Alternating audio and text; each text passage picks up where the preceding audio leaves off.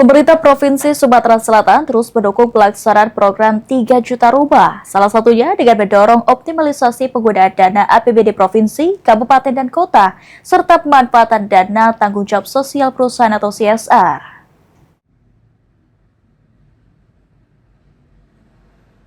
Pemerintah Provinsi Sumatera Selatan menegaskan komitmennya dalam mensukseskan program 3 juta rumah yang dicanangkan pemerintah pusat. Dukungan tersebut diwujudkan melalui sinergi pendanaan baik dari APBD Provinsi Sumsel, APBD Kabupaten dan Kota maupun pemanfaatan dana CSR. Sekretaris Daerah Sumsel Edward Chandra mengatakan program ini ditujukan untuk meningkatkan ketersediaan rumah layak huni bagi masyarakat berpenghasilan rendah di berbagai wilayah di Sumatera Selatan. Pemprov Sumsel mendorong pemerintah kabupaten dan kota untuk mengalokasikan anggaran secara berkelanjutan sekaligus membuka ruang kolaborasi dengan dunia usaha.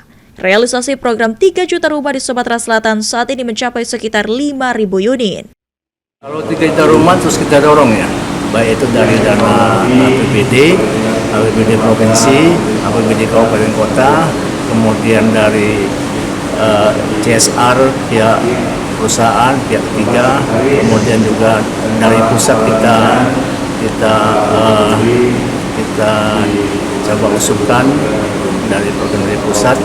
Kemudian dari pihak masyarakat, dari pengembang, karena hitungan 3 juta rumah ini juga termasuk yang dibuat oleh para pengembang rumah-rumah yang untuk masyarakat yang penghasilan rendah.